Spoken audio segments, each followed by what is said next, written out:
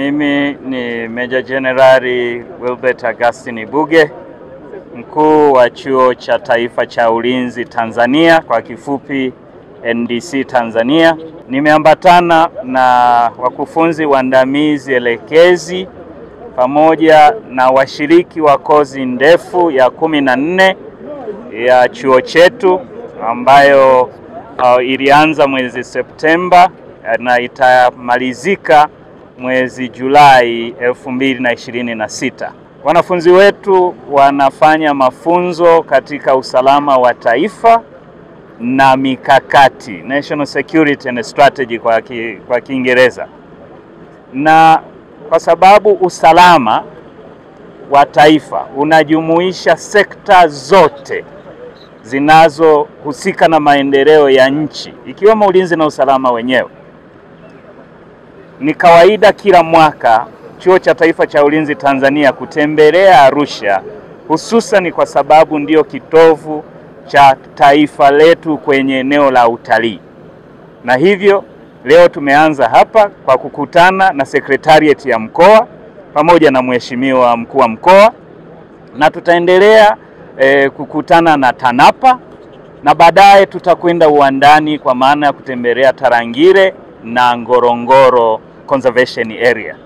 Lengo ni kwa washiriki wetu kuelewa hiki kitovu cha utalii wetu kama taifa, na Arusha ndiyo hub, kwa maana ndiyo kitovu chenyewe, kinaendeleaje na mikakati ikoje, lakini pia na kupata mawazo mbalimbali kwa mkoa kuhusiana na kile tunachoweza kuendelea kupata kimkakati, lakini kwa ajili ya maendeleo ya nchi yetu, mawazo na uboreshaji, lakini pia na tija ambayo tunaiona wazi naongezeka sana kutokana na uwekezaji mkubwa wa serikali. Niseme tu kwamba Chuo cha Taifa cha Ulinzi Tanzania ni chuo cha kimataifa. Sasa hivi hapo chuoni washiriki wanatoka nchi 17 ikiwemo Tanzania, na hizo nchi 16 ambazo ni marafiki wa Tanzania ni kutoka Asia. Kwa mfano tunayo Bangladesh na India, lakini Afrika karibu yote, kutoka Misri, Ethiopia, lakini mpaka Afrika Magharibi kwa maana ya Nigeria na Sierra Leone. Hapa katikati napo tunazungumzia nchi kama Zambia ndani ya SADC yenyewe, lakini na Afrika ya Mashariki. Kwa hiyo ninazungumzia kuhusu coverage kwa maana ya kukava maeneo yote yanayohusu ushirikiano wetu na nchi za Kiafrika, lakini pia na nje ya Afrika. Jina langu ni Frank Mbando, mshiriki wa kozi ya 14 katika Chuo cha Taifa cha Ulinzi. Tunaangalia sekta ya utalii, ni kwa kiasi gani yale tuliyojifunza darasani sasa kwa vitendo tunapata uwiano wake. Ambapo tunaona sekta ya utalii huwezi kuizungumza Tanzania bila kuitaja Arusha, ambayo ni kitovu cha uchumi wa kanda ya kaskazini. Lakini kwa ujumla wake tunaona kwamba sekta ya utalii ni muhimu sana kwenye masuala ya strategia na ulinzi wa taifa, kwa sababu unachangia zaidi ya 25% katika pato la taifa letu, na ni chanzo kikuu cha fedha za kigeni baada ya kilimo. Lakini tunaona kwamba tunahitaji sana hizi fedha za kigeni kwa ajili ya kulipia miradi ya maendeleo. Barabara mnaona zinajengwa, reli zinajengwa, ndege zinanunuliwa. Zote hizi zinafanyika, mikopo inapatikana, zote hizi zinafanyika kwa fedha za kigeni. Sasa chanzo kikuu cha fedha za kigeni ni sekta ya utalii. Kwa hiyo tumekuja Arusha kwenye hiki kitovu ili kupata sasa hiyo picha ya hii sekta nzima ambayo ni kitovu chake kipo Arusha. Lakini Arusha sio tu kwa hii sekta ndogo ya utalii, sehemu tu ya sekta ya utalii, lakini pia tunaona Arusha ni makao makuu ya jumuiya inayoendelea kuongezeka ya Afrika Mashariki, ambapo hii leo tuna nchi takriban 8 zinatengeneza soko ya zaidi ya watu 300. Kwa hiyo Arusha ina umuhimu wake kwenye uchumi na usalama wa taifa letu. Kwa hiyo tumekuja kujifunza hilo hapo. Na kama mnavyoona, taasisi zinawasilisha, majukumu yao kwenye hii sekta ya utalii. Tumeanza kwenye ofisi ya mkuu wa mkoa, tumeona jukumu lake katika ngazi ya mkoa. Sasa tumekwenda kwenye taasisi za utalii ambazo kwa bahati nzuri na makao makuu ya taasisi hizo ni mkoa huu wa Arusha. I am Colonel Begisile Audrey Matonzi.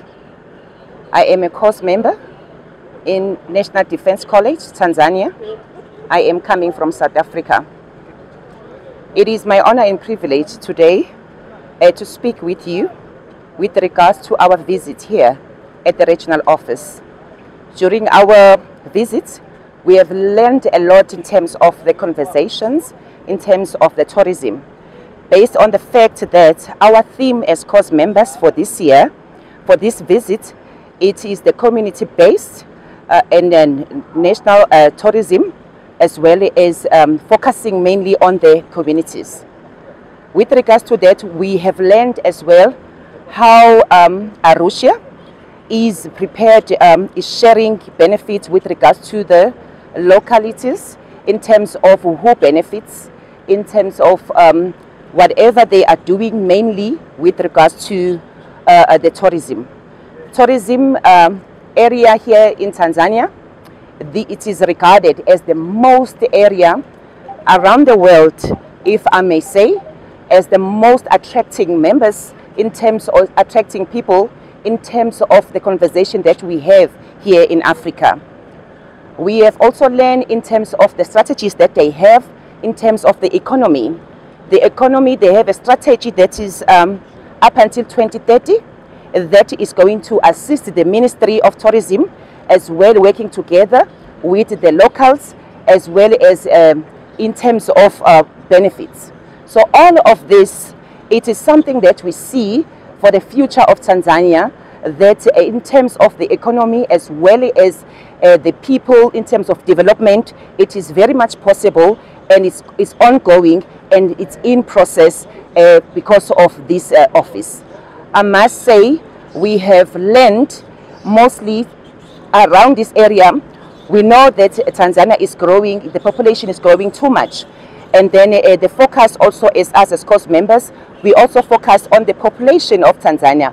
What are their strategies here as this regional office in terms of ensuring that the population, when it grows in 20 years to come, what are the plans that will be in place for them to overcome the challenge? However, that strategy we learned, it is incorporated in the plan in 2030, of which it made us proud to know that Tanzania, in terms of tourism, they are ready, and now as well as for the future. That is all I can say for now. Thank you. Kwa maendeleo ya sekta ya utalii na huduma za hoteli nchini, Parrot Hotel iliyopo Kaloleni katikati ya jiji la Arusha ni fahari ya Tanzania. Ina bwawa la kisasa la kuogelea na kupumzika kwa watu wa rika zote. Mapokezi yenye ubora hapa.